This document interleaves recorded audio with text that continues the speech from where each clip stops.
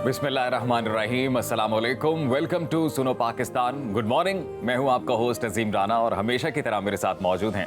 और मैं हूं शहरबानो आवान। सुनो पाकिस्तान की जानिब से आप सबको जश्न ईद मिलादुन नबी मुबारक हो।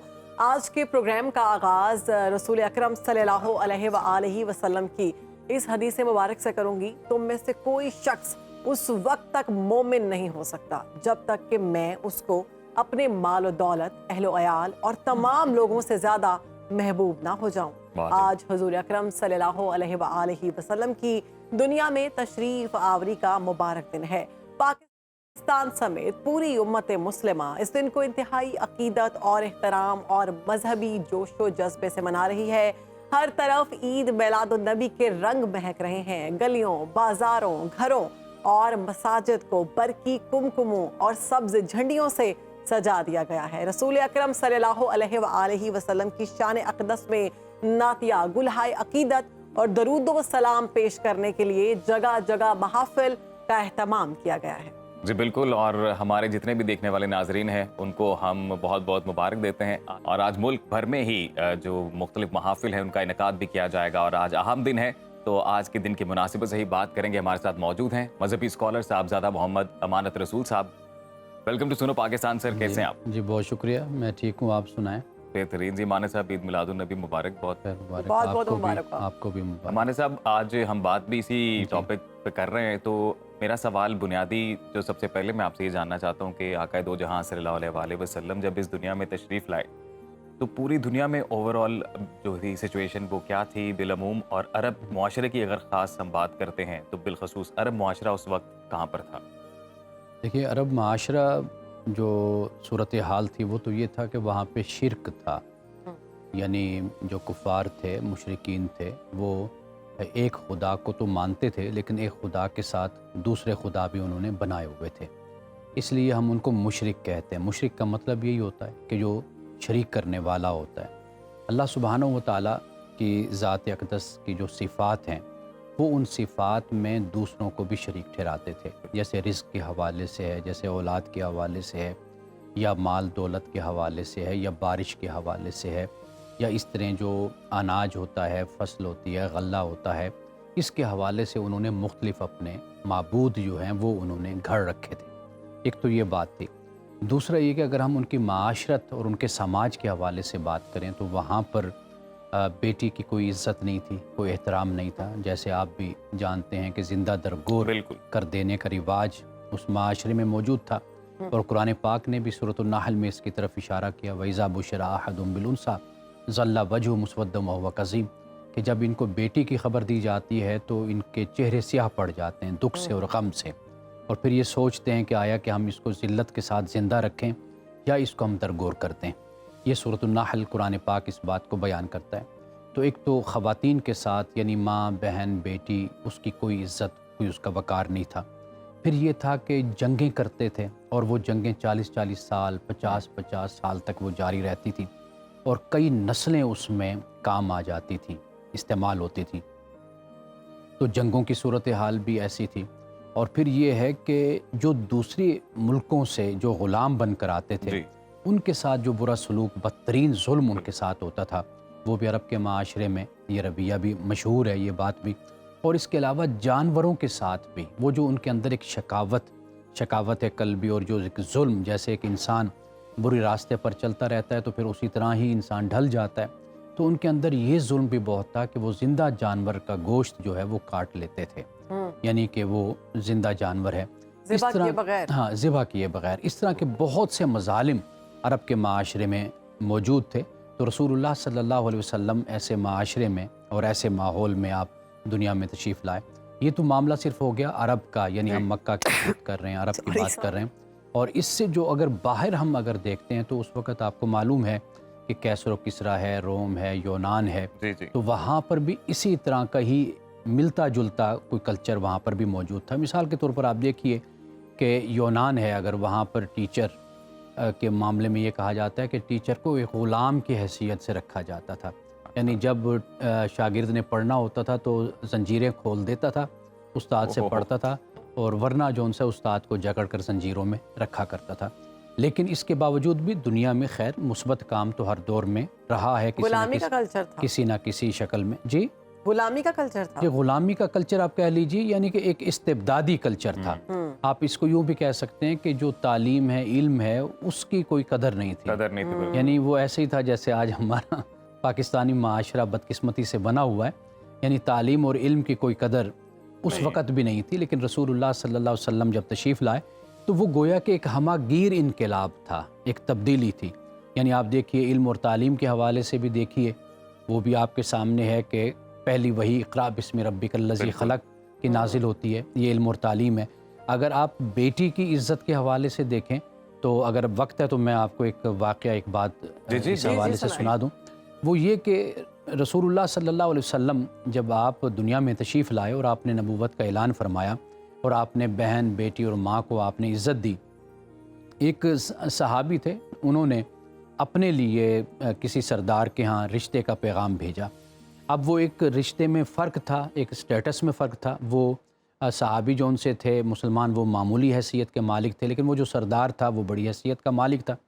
تو اس نے جو جملہ بولا، اس نے رئیس نے، اس سردار نے، اس نے کہا کہ بھئی تمہیں کیا میرا ہی گھر ملا تھا رشتے کے لیے؟ جب سے رسول اللہ صلی اللہ علیہ وسلم آئے ہیں، آپ نے نبوت کا اعلان کیا ہے، تب تو ہر گھر میں بیٹی بیٹی ہو گئی ہے. یعنی وہ تو یہ تھا کہ جب آپ دنیا میں نہیں آئے تھے یا آپ نے نبوت کا اعلان نہیں کیا تھا، اس وقت لوگ اپنے بچوں کو زندہ درگور کرتے تھے نا، بیٹیوں کو. تو اب تو جب سے رسول اللہ آئے ہیں، اب تو کوئی اپنی بیٹی کو زندہ درگور ہی نہیں کرتا، مارتا ہی نہیں ہے. اب تو ہر گھر گھر میں بیٹی ہے. تو لہٰذا کیا تمہیں میرا ہی گھر نظر آیا؟ اتنی بیٹیاں ہیں تو کسی اور کے گھر چلے جاؤ. تو مطلب یہ ہے کہ رسول اللہ صلی اللہ علیہ وسلم کی تشریف آوری سے پھر یہ مقام اور مرتبہ، مثال کے طور پر ماں کا جو احترام ہے، یہ آپ علیہ الصلوۃ والسلام نے اس معاشرے میں سکھایا. دیکھیے کئی باتیں آج جب ہم سوچتے ہیں نا، ہمیں وہ بڑی آسان سی محسوس ہوتی ہیں.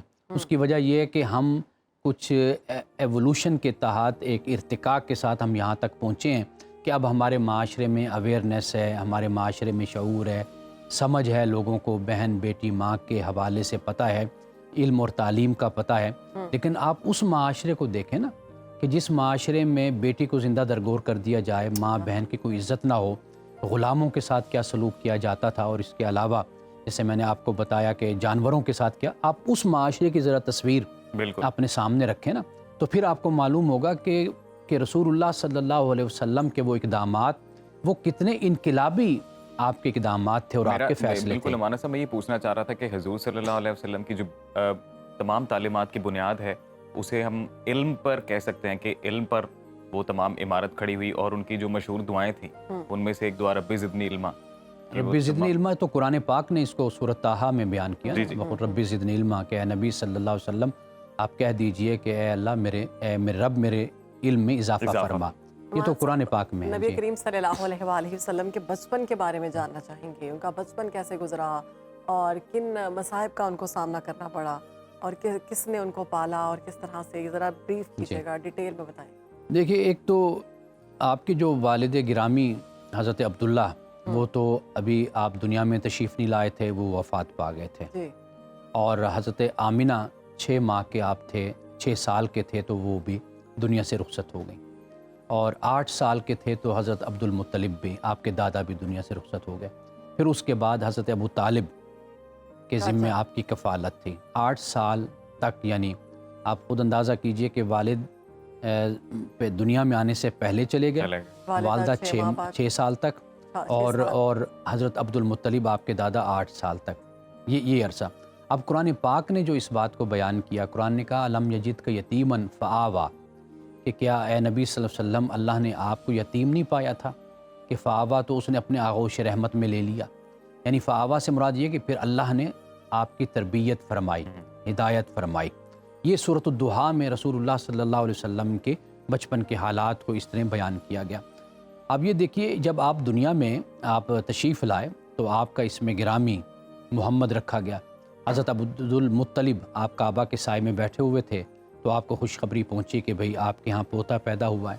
اور پوتا بھی حضرت عبداللہ سب سے چھوٹے بیٹے، اور چھوٹے بیٹے کی اولاد ویسے بھی زیادہ محبوب ہوتی ہے، اور ویسے بھی اولاد کی اولاد زیادہ پسند ہوتی ہے، محبوب ہوتی ہے. تو رسول اللہ صلی اللہ علیہ وسلم کو آپ کی خدمت میں آپ لایا گیا حضرت عبد المطلب کے پاس، تو پھر نام جو رکھا وہ محمد رکھا۔ تو لوگوں نے وجہ پوچھی، سبب پوچھا کہ آپ نے محمد کیوں نام رکھا، تو انہوں نے کہا میں نے اس لیے رکھا کہ انشاءاللہ امید ہے، توقع ہے کہ آنے والے وقت میں میرے بیٹے کا نام، پوتے کا نام دنیا میں مشہور ہوگا، دنیا جانے گی، تعریف کرے گی۔ تو یعنی ایسی صفات کا اور ایسے اخلاق کا یہ میرا پوتا مالک ہوگا کہ دنیا اس کی تعریف کرے گی۔ یعنی محمد کا مطلب بھی یہی ہے، تعریف کیا ہوا۔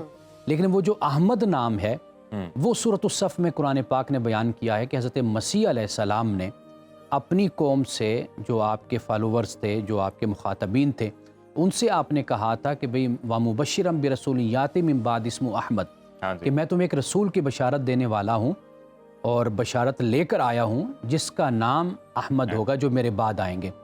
اب حضرت مسیح علیہ السلام نے جو احمد نام لیا، تو اس سے معلوم ہوتا ہے کہ آپ کی پیدائش سے پہلے اللہ نے آپ کا نام احمد رکھا، یعنی احمد نام، کیونکہ حضرت مسیح علیہ السلام تو رسول اللہ سے تقریباً 500 سال پہلے آئے نا، تو 500 سال پہلے اگر آپ یہ بتا رہے ہیں حضرت مسیح علیہ السلام، تو آپ کی پیدائش کے بعد تو نہیں نا، پہلے ہے، تو پہلے تو کوئی نام نہیں رکھ سکتا، انسانوں میں تو کوئی نام نہیں رکھ سکتا نا۔ تو اللہ تعالیٰ نے رسول اللہ صلی اللہ علیہ وسلم کو احمد نام دیا، حضرت عبد المطلب نے پھر آپ کا نام جو ہے وہ محمد رکھا۔ تو پھر ایسے ہی وقت گزرتا چلا گیا، لیکن کئی باتیں ایسی ہیں کہ جو ہمارے لیے اس میں بڑا سبق ہے، بڑی تعلیم ہے، کہ جیسے قرآن پاک نے بیان کیا کہ فَأَمَّا الْيَتِيمَ فَلَا تَقْهَرْ وَأَمَّا السَّائِلَ فَلَا تَنْهَرْ، کہ جو سائل ہوتا ہے اس کو جھڑکو نہیں، جو یتیم ہے اس کے سر پہ شفقت کا ہاتھ رکھو۔ قرآن پاک نے اس کو فَذَلِكَ الَّذِي يَدُعُّ الْيَتِيمَ بھی کہا کہ یہ جو دین کو جھٹلانے والے لوگ ہیں نا، اور ایسے نمازیوں کے لیے کہا کہ ہلاکت ہے کہ جو کھانا نہیں کھلاتے مسکین کو اور جو یتیم کو دھکے دیتے ہیں، پسند نہیں کرتے۔ تو قرآن پاک میں یتیم کا ذکر بھی موجود ہے، سورۃ المدثر میں بھی ہے، سورۃ الماعون میں بھی ہے، اور سورۃ الضحیٰ میں بھی ہے، کہ اللہ تعالیٰ نے ہمیں اس بات کی تعلیم دی۔ تو رسول اللہ صلی اللہ علیہ وسلم کا جو زمانہ گزرتا ہے، آپ خود دیکھیے کہ دادا بھی سر پہ نہیں ہیں، والدہ بھی سر پر نہیں ہیں، اور والد دنیا میں آنے سے پہلے چلے جاتے ہیں۔ اور ایک مقام پر جب رسول اللہ صلی اللہ علیہ وسلم غزوہ کے لیے تشریف لے گئے، تو واپس آتے ہوئے تو وہ مقام جسے ابوا کا مقام کہتے، جہاں پہ حضرت آمنہ کی وفات ہوئی تھی جس جگہ پر، تو اس مقام پر رسول اللہ صلی اللہ علیہ وسلم جب غزوہ سے واپس آئے تو اس جگہ پر آپ بیٹھ گئے، اور صحابہ کہتے ہیں کہ ہم نے دیکھا کہ رسول اللہ صلی اللہ علیہ وسلم اپنی والدہ کو یاد کر کے رو رہے ہیں، اور آپ نے صحابہ کو بتایا کہ یہ وہ مقام ہے کہ ہم جب مکہ سے مدینہ کی طرف آ رہے تھے، یا مدینہ سے، آپ کا جو میکہ تھا وہ آپ کا مدینہ تھا، یثرب، تو آپ وہاں سے راستے میں تھیں، تو آپ کی وہاں پر وفات ہوئی۔ تو آپ صحابہ کہتے ہیں کہ اپنی والدہ کو رسول اللہ یاد کر کے ایسے روئے کہ آپ اپنے دونوں گھٹنوں میں سر دے کر، جیسے انسان ایک بے بسی کے ساتھ اور بے چینی کے ساتھ اپنی ماں کو یاد کر کے روتا ہے، تو اس طرح رسول اللہ صلی اللہ علیہ وسلم اپنی والدہ کو یاد کر کے رو رہے تھے۔ اور جب آپ کی پیدائش ہوئی تھی، آپ کو معلوم ہے کہ حضرت حلیمہ سعدیہ آپ آئے اور رسول اللہ صلی اللہ علیہ وسلم کو ساتھ لے کر گئی تھیں، اور جو تقریباً کوئی 1 سال یا 2 سال وہ حضرت حلیمہ کے پاس گزرے۔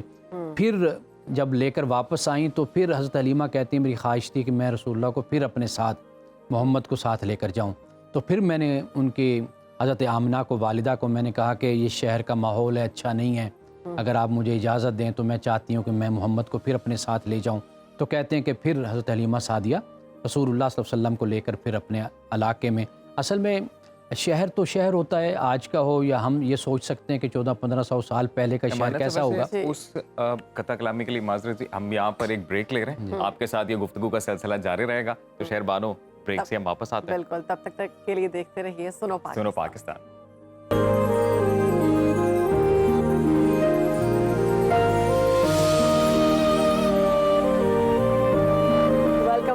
بریک میں جوائن کیا ہے اسلام آباد سے اسپیشل گیسٹ ہیں، بصارت سے محروم ہیں اور بہت سے میڈلز جیتے ہیں انہوں نے، نعت خوانی میں، ثنا خوانی میں، بڑی خوبصورت آواز ہے ان کی۔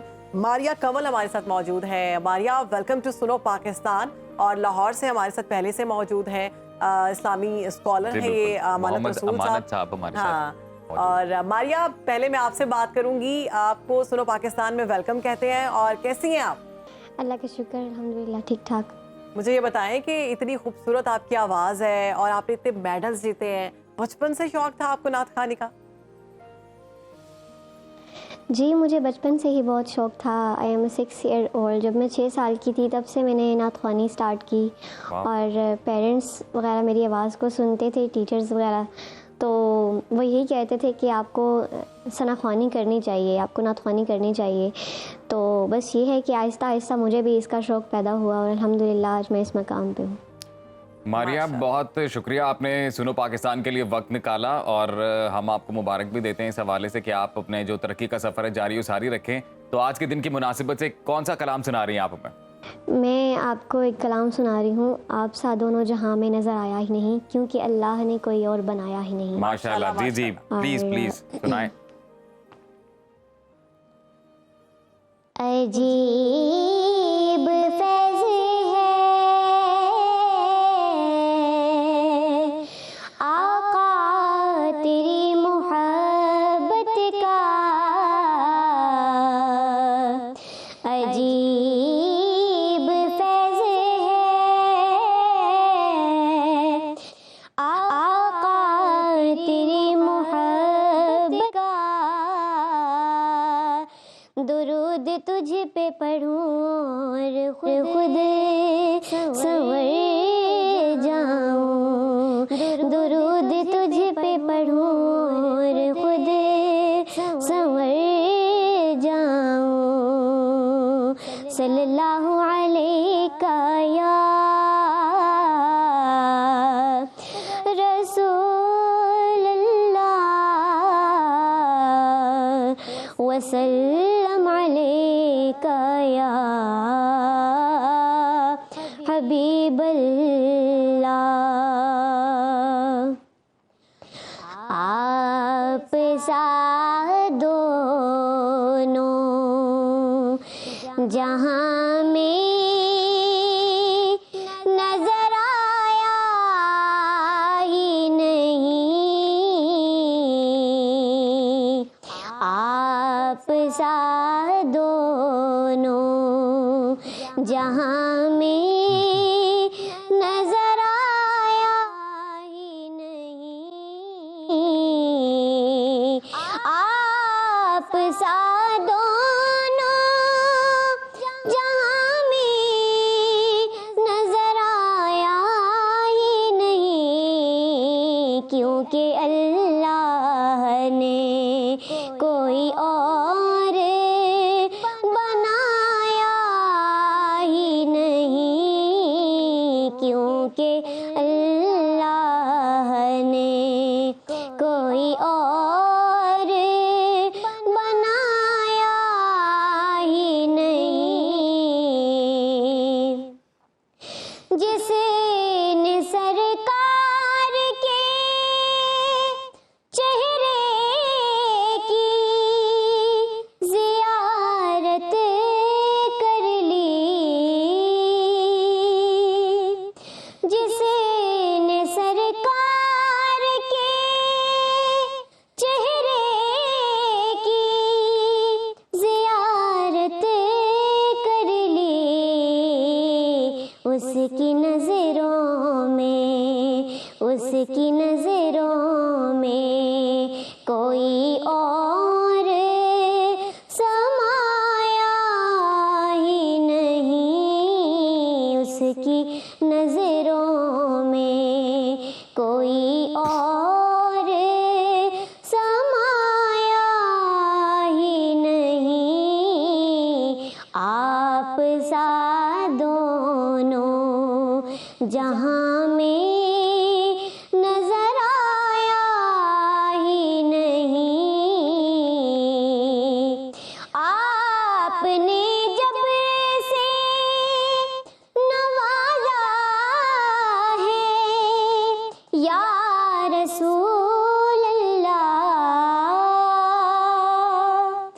آپ نے جب سے نوازا ہے یا رسول اللہ. میں نے دامن کسی چوکھٹ پہ بچھایا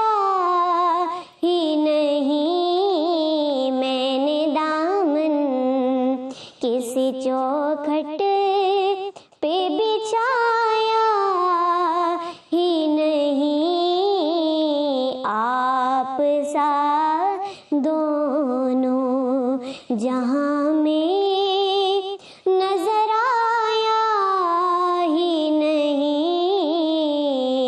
کیونکہ اللہ نے کوئی اور بنایا ہی نہیں، آپ سا دونوں جہاں میں نظر آیا ہی نہیں۔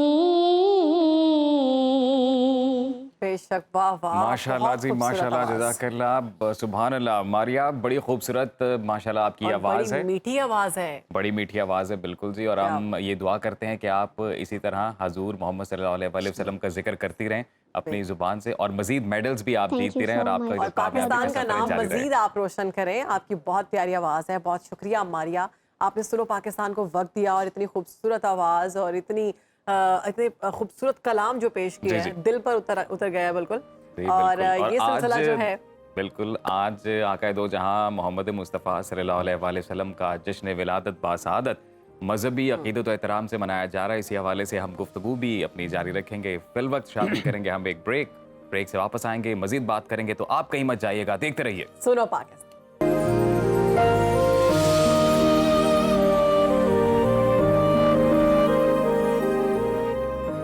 Welcome back after the break جی، اور حضرت محمد مصطفیٰ صلی اللہ علیہ وآلہ وسلم کا جشن ولادت باسعادت آج مذہبی عقیدت و احترام سے منایا جا رہا ہے۔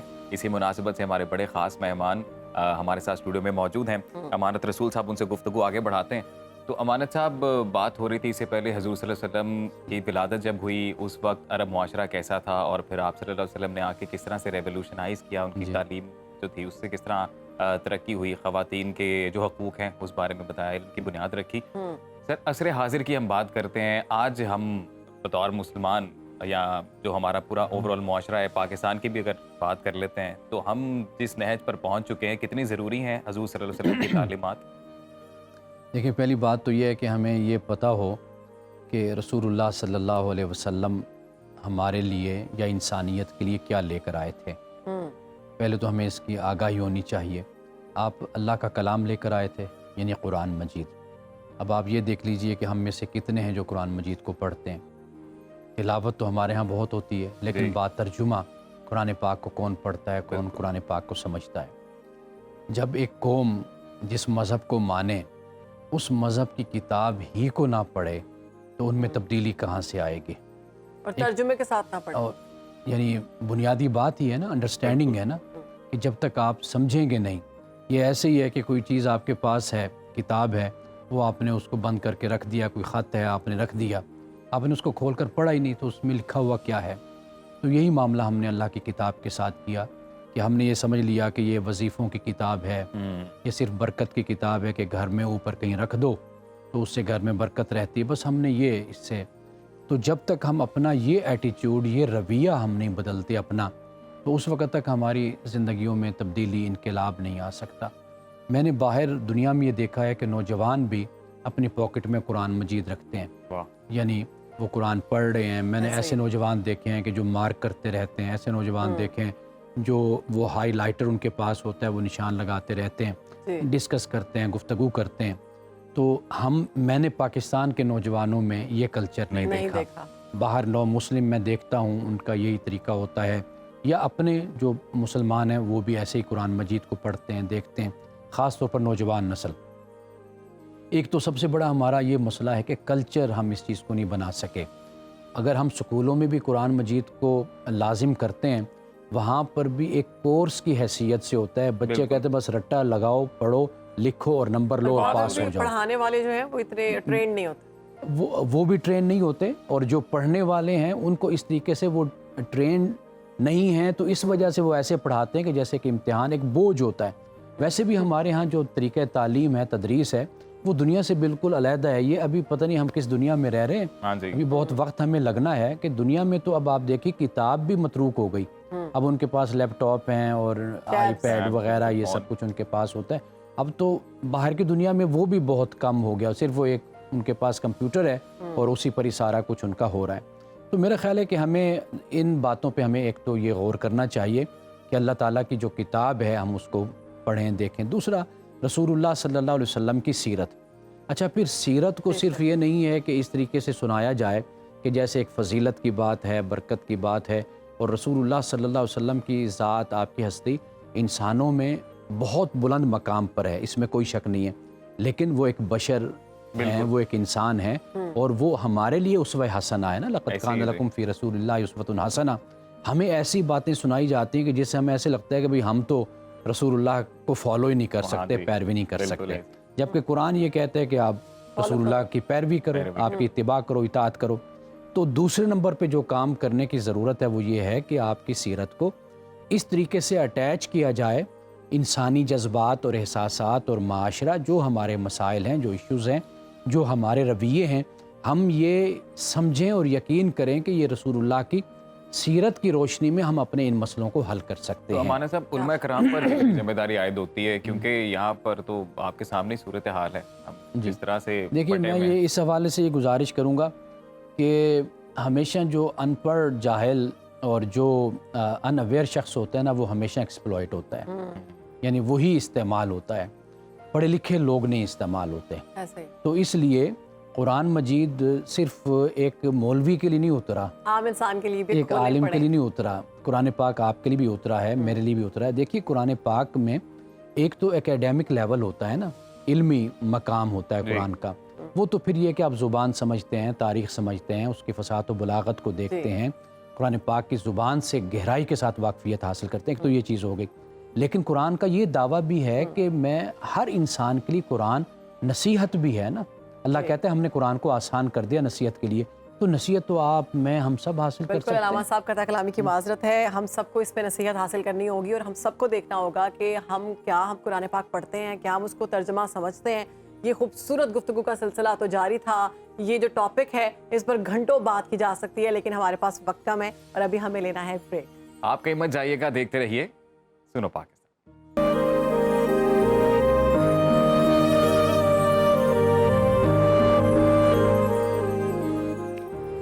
Welcome back after the break. جی پروگرام کا سلسلہ آگے بڑھاتے ہیں. بڑا ہی اہم موضوع ہے. آج دنیا بھر میں امراض قلب کا دن منایا جا رہا ہے, اور جس کا مقصد دل کی بیماریوں کی روک تھام کے حوالے سے عوام میں شعور بیدار کرنا ہے. دل کی بیماریاں انسانی جان کے لیے کتنی جان لیوا ہیں, اس کا اندازہ اس سے لگایا جا سکتا ہے کہ دنیا میں ہر تیسری موت کی وجہ دل کی بیماری ہے. اور دل کی بیماریوں کی وجوہات اور ان سے بچاؤ کے حوالے سے بات کرنے کے لیے ہمارے ساتھ دو ایکسپرٹ ڈاکٹرز ہمارے ساتھ اسٹوڈیو میں موجود ہیں. ماہر امراض قلب پروفیسر ڈاکٹر بلال محی الدین اور نیوٹریشنسٹ ہمارے ساتھ ام فروا آج اس پروگرام کا حصہ ہے.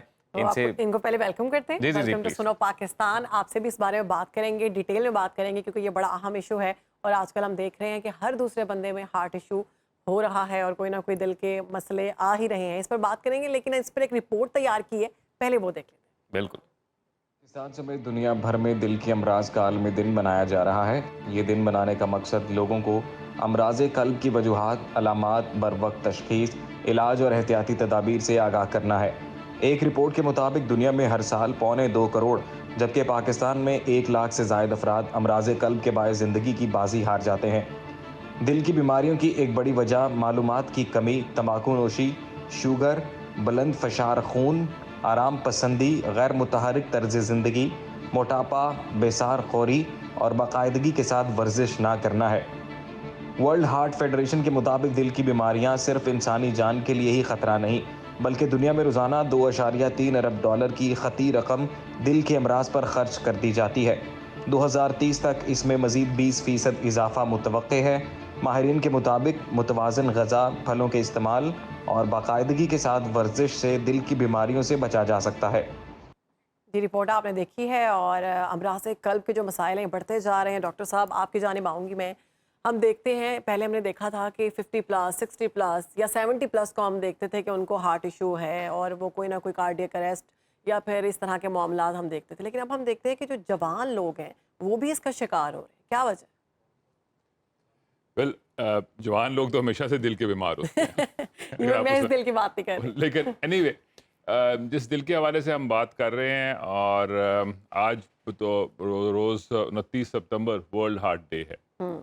ورلڈ ہارٹ ڈے پچھلے 23 سال سے منایا جا رہا ہے. 2000 میں شروع کیا گیا تھا, اور اس کا مقصد پوری دنیا میں ایک خاص دن رکھا گیا تھا کہ آج اب سارے دنیا میں اس کی بات کی جائے. تاکہ ہر بڑا چھوٹا تھوڑا بہت کسی نہ کسی طرح سے اس کے بارے میں کر لیں.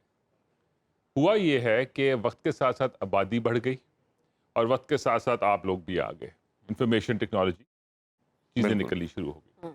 So as a result information کی گیدرنگ اور ڈیلیورنس پہ امپروو ہو گئی, انفنٹ mortality کم ہو گئی, بہت ساری چیزوں کے ساتھ جو اویئرنیس آف کارڈیک ڈیزیز ہے وہ آ گئی. کیا یہ پہلے تھی کہ نہیں, اس کے بارے میں بہت ساری بحثیں ہیں, لیکن موسٹ لائکلی بہت ساری چیزیں تھیں, اب اویئرنیس آ گئی ہے اور اس بات کا علم ہے کہ اس کو روکا جا سکتا ہے.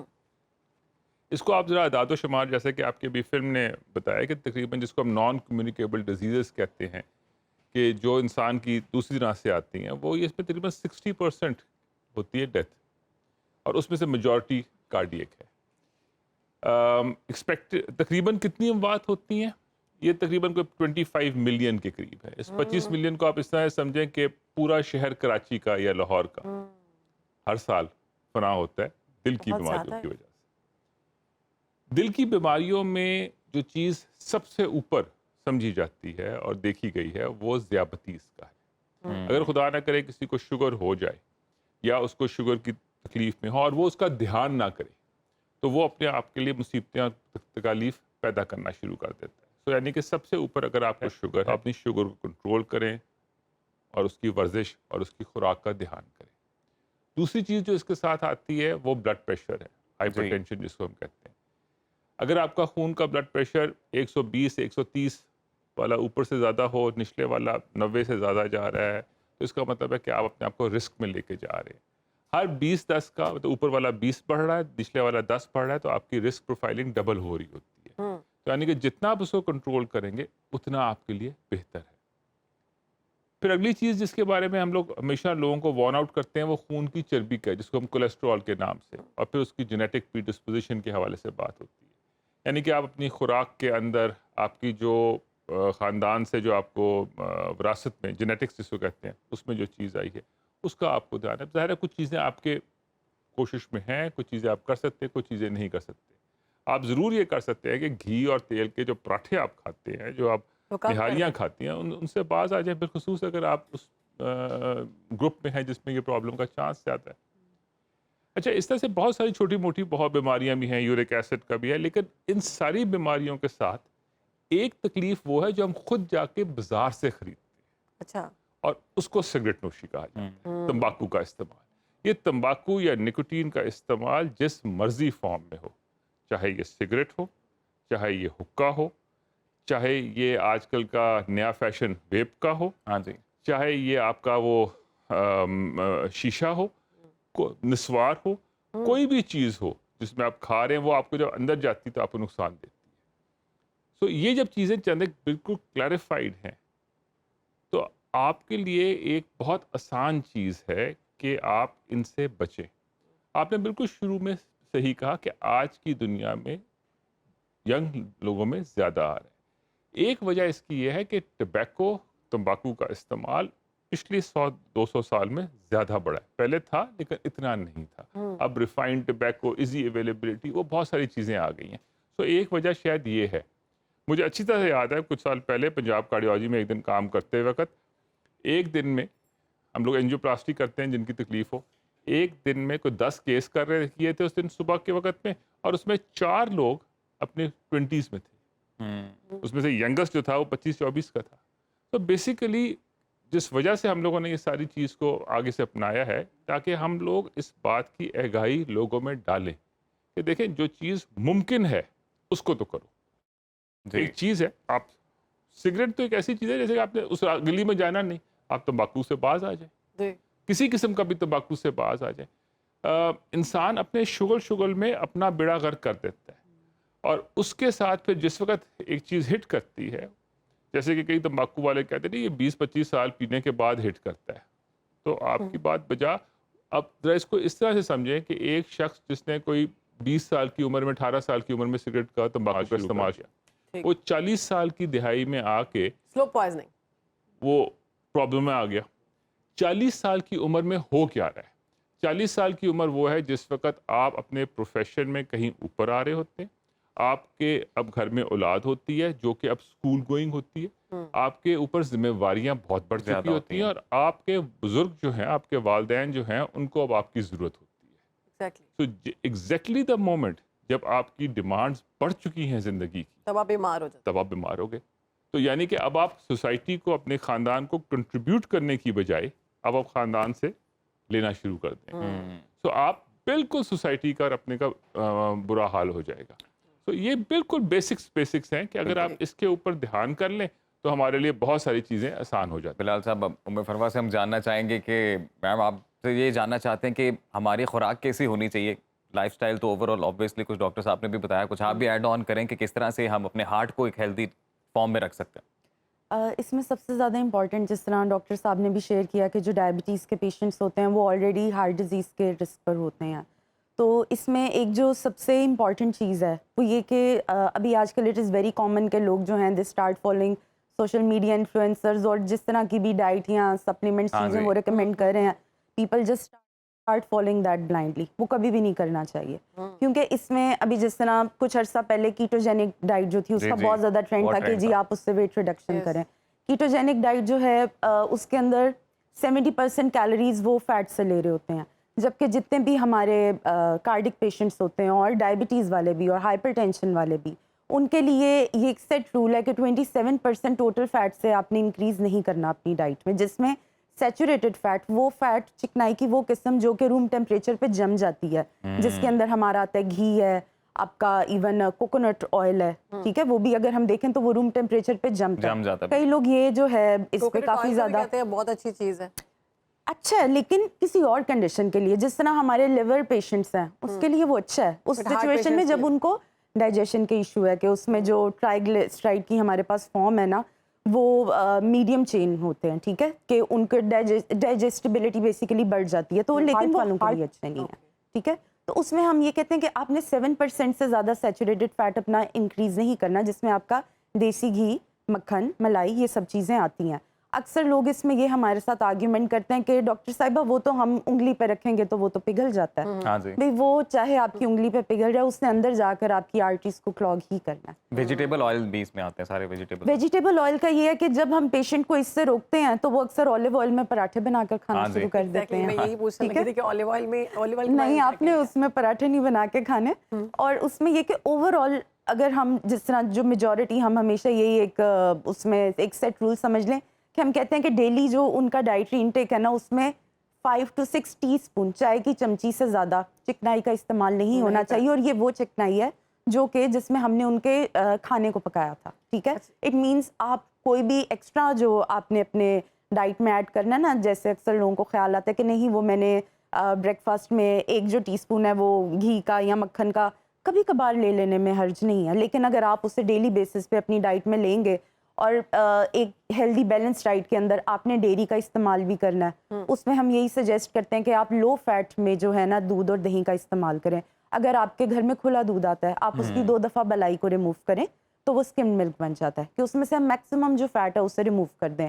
اور ایک ہائی فائبر ڈائٹ اس میں بہت امپورٹنٹ ڈاکٹر ہے. صاحب ہمارے تو گھروں میں یہ ایک روایت ہے کہ جب تک مرچ مسالے اور وہ تیل نہیں ڈلتا کھانے میں تو وہ کھانا ہی نہیں بنتا. اور ایک اور چیز کہ دیسی گھی کا پورا تڑکا لگایا جاتا ہے، اور روٹی کے اوپر یا پراٹھے کی آپ نے ذکر کیا ہے، پراٹھوں پر بھی دیسی گھی رکھا جاتا ہے. بالکل رکھا جاتا ہے. بیسیکلی دیکھیں، اگر تو آپ لے رہے ہیں نا کوئی 1-1.5 ماہ بعد آپ نے ایک میل ایسا لے لیا تو کوئی بات نہیں، لیکن ہم یہ جو ہے نا کہ اس کو آپ نے کامن پریکٹس بنا لیا، ہم اس کو نہیں کر سکتے، ڈیلی بیسس پہ نہ لیں. پلس بہت زیادہ ایکسیسو کاربس کا انٹیک بھی، ٹھیک ہے. جس طرح فرائیڈے ہے، فرائیڈے کو ایک بہت سے گھروں میں پریکٹس ہے کہ جی بریانی ہی بنے گی، اور یہ جب ہم پورشن کنٹرول نہیں کر رہے، بہت ایکسیسو اماؤنٹس میں بھی ہم جب کاربوہائیڈریٹس کنزیوم کر رہے ہیں، نشاستہ والی چیزیں جس میں آپ کا روٹی، چاول، پھر سیریلز بھی آ جاتے ہیں، تو وہ جتنے ایکسیسو اماؤنٹ میں ہوں گے تو وہ تو باڈی میں اس کی بھی چکنائی بن کے اسٹور ہوگی. اور جو آلریڈی ہارٹ پیشنٹس ہیں ان کے لیے آپ کیا سجیسٹ کریں گے؟ وہ وائٹامن ای جس طرح آندر ہے بادام، لیکن اس کا یہ مطلب نہیں کہ آپ نے ڈیلی جو ہے وہ کوئی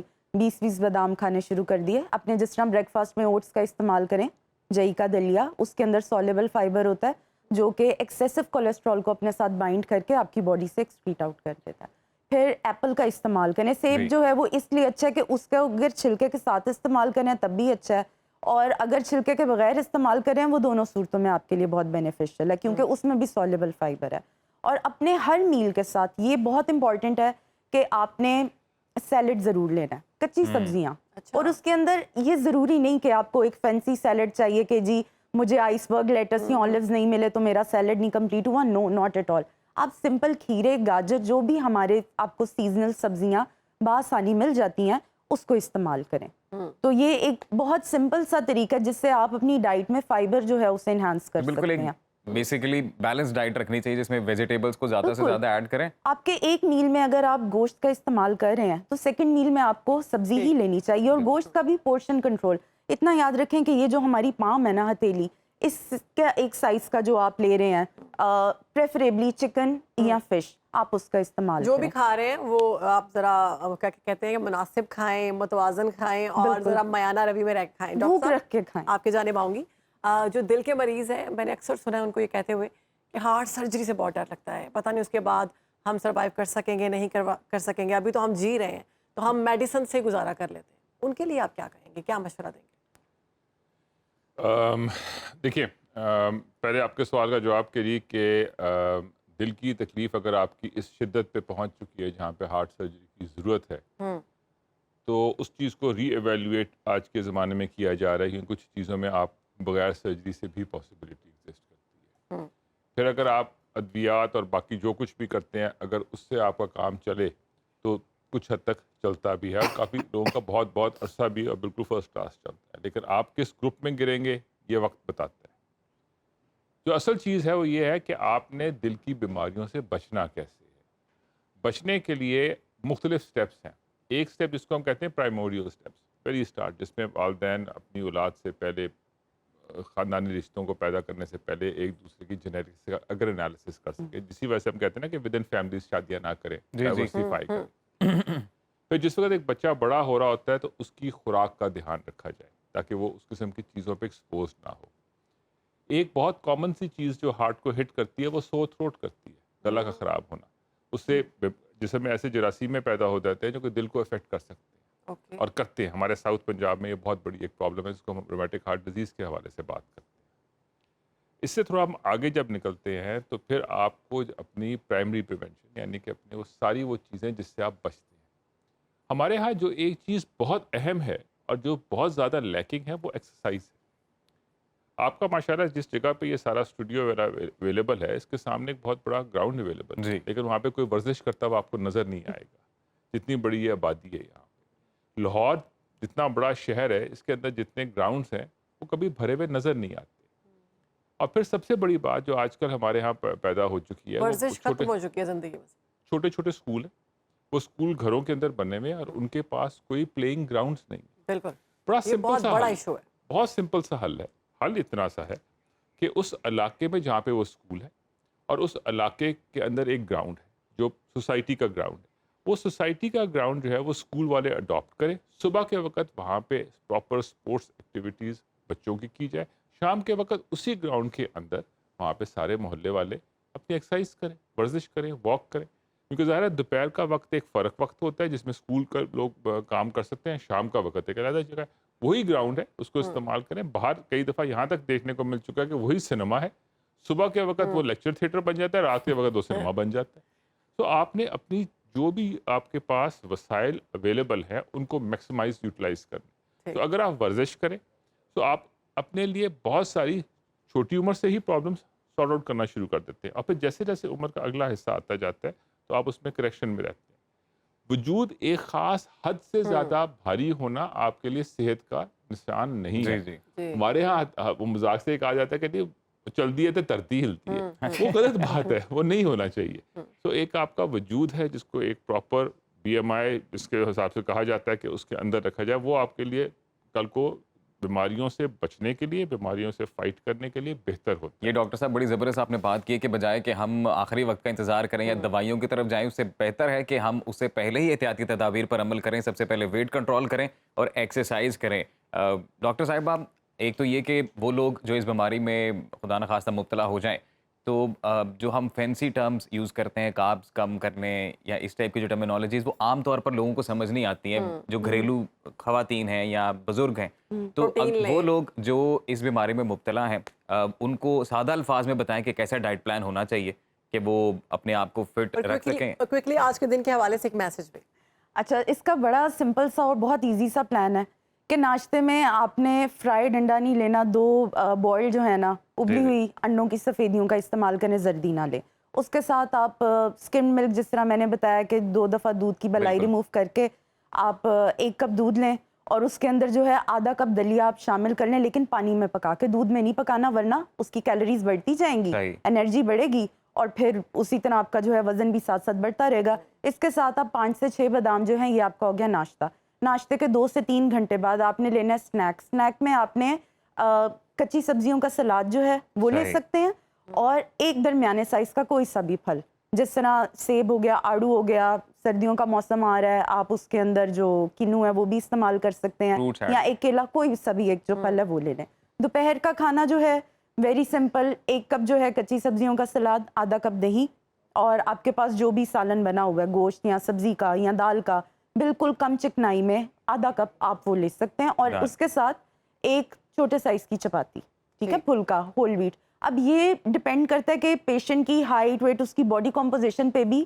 میلز کی جو باڈی ریکوائرمنٹ ہے وہ فیمیل سے زیادہ ہوتی ہے, اور اگر وہ ٹال بھی ہے تو ہو سکتا ہے اس کی ریکوائرمنٹ ہے وہ 1 سے 1.5 یا 2 چپاتی ہو. بٹ یہاں پہ جو ہم روٹی کی بات کریں وہ بالکل آپ کے ڈسک سائز روٹی ہے, ناٹ دا وہ والی نہیں جو ہمیں تندور سے ملتی ہے, ٹھیک ہے. سپوز اگر کسی کو وہ کھانی پڑ رہی ہے تو وہ ایک سفیشینٹ ہے, کیونکہ اس کے اندر ہمارے پاس ریفائنڈ جو ہوتا ہے نا, میدے والی روٹی, سفید آٹے والی, وہ ہے جو کہ آپ کے ہارٹ ہیلتھ کے لیے اچھی نہیں ہے. چھوٹی چھوٹی چیزیں ہیں جن کے اوپر اگر ہم کنٹرول کریں تو ہم ایک صحت مند زندگی گزار سکتے ہیں, اور prevention is better than cure. تو بہتر یہی ہے کہ اپنا لائف اسٹائل ہیلدی رکھیں تاکہ خدا نخواستہ اس طرح کی بیماریوں سے جو ہے وہ سامنا نہ ہی کرنا پڑے. ڈاکٹر صاحبہ بہت شکریہ, ڈاکٹر صاحب بہت شکریہ آپ کے وقت کا سر, اور آپ نے آج کے دن کی مناسبت سے وقت نکالا, سنو پاکستان کو آپ نے وقت دیا, اور آئی ایم شیور کہ سنو پاکستان میں جو ہے وہ وقت ہو چکا ہے بریک کا. جی جی جی تو بریک پہ چلتے ہیں, اب واپس آپ نے ضرور آنا. دیکھتے رہیے سنو پاکستان.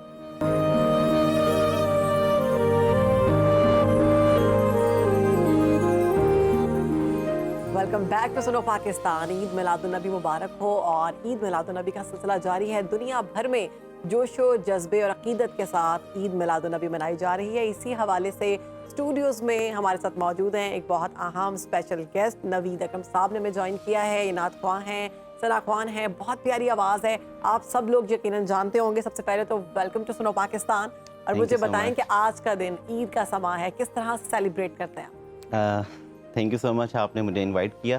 اور میں یہ کہوں گا عید کا سما نہیں ہے, یہ عید ہی ہے, کیونکہ یہ وہ عید ہے جس کے وجہ سے اور جس کے ذریعے سے ہمیں باقی عیدیں ملی. اگر یہ عید نہ ہوتی تو ہمیں نہیں پتہ چلنا تھا کہ اللہ کون ہے اور عید کیا ہے. تو یہ وہ عید ہے.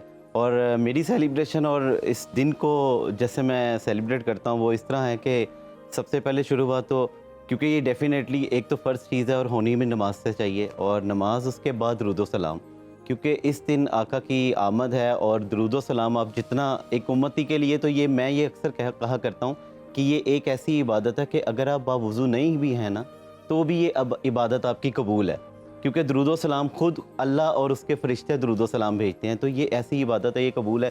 اس دن کیا اس پورے مہینے میں بلکہ پوری زندگی میں انسان کو درود پاک نہیں چھوڑنا چاہیے. اور میری مصروفیت یہ ہے کہ 1 ربیع الاول سے لے کر 12 ربیع الاول تک الحمدللہ صبح فجر کے بعد سے عشاء کے بعد تک کہیں نہ کہیں کوئی نہ کوئی محفل مجھے جو ہے نا وہ ہوتی ہے. مصروفیت بہت زیادہ. ہم بھی سننا چاہیں گے آج نوید اکرم صاحب رسول مقبول انشاءاللہ. اللہم صلی اللہ. میں اسی حوالے سے کلام, کیونکہ آج آمد کا بھی دن ہے, اور اسی حوالے سے انشاءاللہ. کرم آج بالائے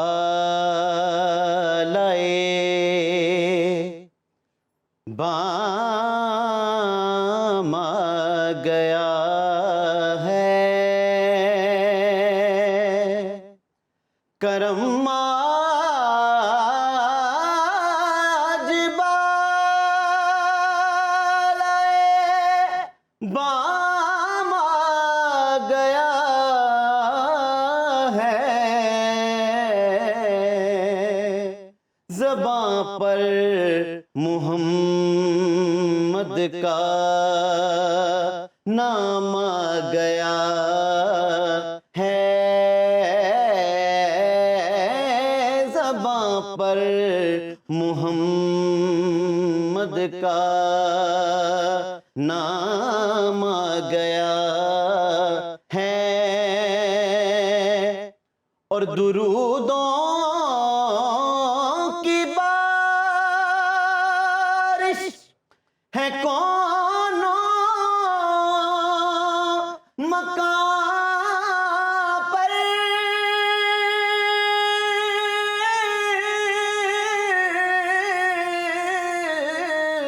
درودوں کی بارش ہے کونوں مکان پر کہ آج انبیاء کا امام آ گیا ہے کہ آج انبیاء کا امام آ گیا ہے کہ آج انبیاء کا امام آ گیا ہے اور مجھے مل گئی دونوں عالم کی شاہی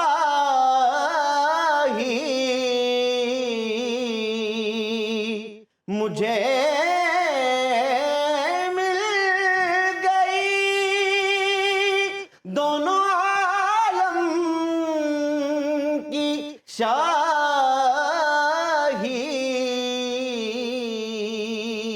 کہ میرا ان کے منگتوں میں نام آ گیا ہے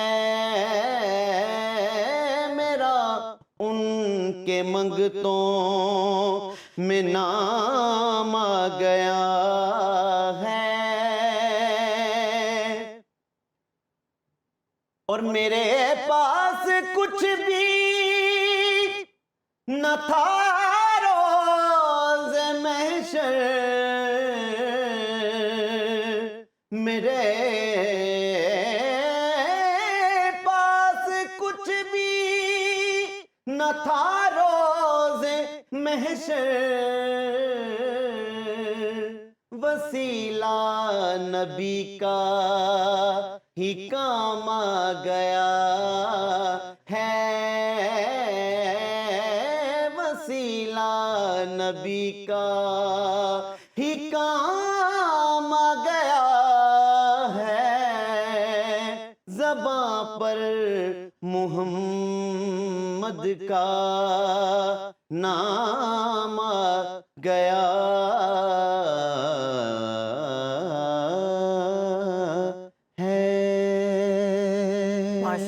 ماشاءاللہ جی سبحان اللہ نبی صاحب بہت خوبصورت کلام پڑھا ہے آپ نے خوبصورت آواز اور آج آپ کی جان اتنی جلدی نہیں چھوٹے گی ابھی ہم بریک پہ جائیں گے آپ ہمارے ساتھ ہی رہیں گے ہم مزید بھی سنیں گے آپ سے کلام تو آپ کہیں مت جائیے گا ہم واپس آ رہے ہیں جی بریک کے بعد دیکھتے رہیے سنو پاکستان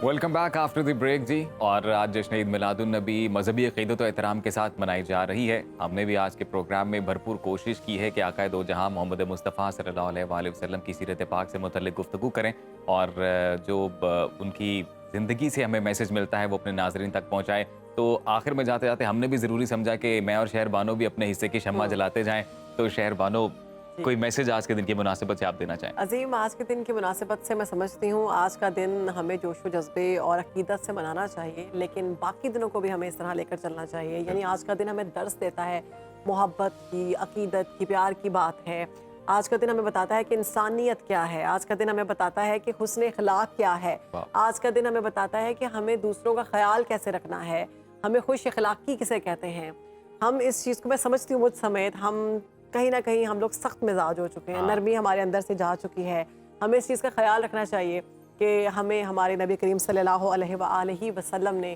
کس چیز کا درس دیا ہے سب سے زیادہ ہمارا دین ہمیں انسانیت کا درس دیتا ہے تو میں سمجھتی ہوں کہ ہمارے اندر سب سے پہلے انسانیت ہونی چاہیے اس کے بعد ہمارے اندر اخلاق ہونا چاہیے حسن اخلاق جس کا حکم دیا گیا اور جس کی بڑی فضیلتیں بتائی گئی کہ آپ اپنے گھر میں حسن اخلاق سے پیش آئیں آپ اپنے دوستوں کے ساتھ اپنے کلیگز کے ساتھ اور سب لوگوں کے ساتھ پیار، محبت، اثار، قربانی، یہ سب کچھ اس کا درس دیا گیا ہے۔ تو میرا یہ میسج ہے کہ آپ خیال رکھیں اپنا، اور ساتھ اپنے پیاروں کا خیال رکھیں اور ان کو اثار، قربانی میں ان کا ساتھ دیں اور اپنے اخلاق میں نرمی پیدا کریں۔ بڑا ہی خوبصورت میسج شاعر بانو نے دیا ہے۔ عظیم، اور آپ مجھے بتائیں، میرے سے تو آپ نے میسج لے لیا، میں چاہوں گی میں بھی ایک میسج دے دوں۔ بات وہی ہے جی کہ ہمیں سب سے پہلی بات کہ محمد مصطفیٰ صلی اللہ علیہ وآلہ وسلم نے جو انسانیت کا درس دیا، اور ہم اس سے پہلے جب بریک میں بھی یہ بات کر رہے تھے کہ محمد مصطفیٰ صلی اللہ علیہ وآلہ وسلم جب بھی کسی شخص کو ملے تو آپ نے کبھی بھی ذاتیات سے متعلق اس طرح سے نہیں بات کی، نہ کسی کا مسلک پوچھا، نہ کسی کا فقہ پوچھا، بلکہ بات کی انسانیت کی، بات کی محبت کی، بات کی یکسوئی کی، معاشرے کو جوڑنے کی۔ اور وہ تمام پہلو ہمیں حضور صلی اللہ علیہ وسلم کی زندگی سے ملتے ہیں کہ جن پر اگر ہم عمل کرنا شروع کر دیں تو ہم لوگ معاشرتی اعتبار سے بھی کافی اوپر جا سکتے ہیں اور بلندیوں کو چھو سکتے ہیں۔ اور پھر اقبال کی جانب سے بھی جو خودی کا ایک فلسفہ سامنے آتا ہے وہ یہی کہ انسان جو ہے بالخصوص جب وہ مسلم معاشرے کا ذکر کرتے ہیں تو وہ یہی کہتے ہیں کہ ہمیں ان ہستیوں کو یاد رکھنا چاہیے، ہمیں اپنا ماضی نہیں بھولنا چاہیے کہ ہمارا تعلق، ہماری نسبت کہاں سے ہے، تو ہمیں ایک اچھے سے اچھا انسان بننے کی ہمیشہ کوشش کرنی چاہیے۔ اور اس میں آپ جتنا بھی ایڈ آن کرتے جائیں وہ کام ہی ہے، اور ضروری نہیں کہ عید میلاد النبی کی مناسبت سے ہی ہمیں عمل درآمد کرنا ہے، آنے والے ہر دن میں ہم نے اپنی زندگی کو امپلیمنٹ کرنا چاہیے، اپنی بہتر کرنا ہے۔ بالکل، تو ہمارے ساتھ نعت خوان نوید صاحب آج ہمارے سیٹ پر موجود ہیں، اور بریک سے جانے سے پہلے انہوں نے بڑا خوبصورت کلام پڑھا، تو اب ایک بار پھر ہم آپ کو زحمت دیں گے کہ آج کے دن کی مناسبت سے ایک اور اچھا سا کلام۔ بالکل، میں کلام بھی پڑھتا ہوں اور میں بھی آپ کی باتوں میں ایک اضافہ کروں گا ایک شعر کے تھرو کہ درد دل کے واسطے پیدا کیا انسان کو، ورنہ کم نہ تھے ملائک بھی عبادت کے لیے۔ تو انسانیت ہی ٹاپک ہے، اور سرکار نے بھی انسانیت کا ہی درس دیا سب سے پہلے۔ بسم اللہ۔ فلک کے نظاروں، زمین کی بہاروں، سبھی دے مناؤ، حضور آ گئے ہیں، اٹھو غم کے مارو، چلو بے سہارو، خبر یہ سناؤ، حضور آ گئے ہیں، حضور آ گئے ہیں، حضور آ گئے ہیں، حضور آ گئے ہیں، حضور آ گئے ہیں، انوکھا نرالا وہ ذیشان آیا، وہ سارے رسولوں کا سلطان آیا، انوکھا نرالا وہ ذیشان آیا، وہ سارے رسول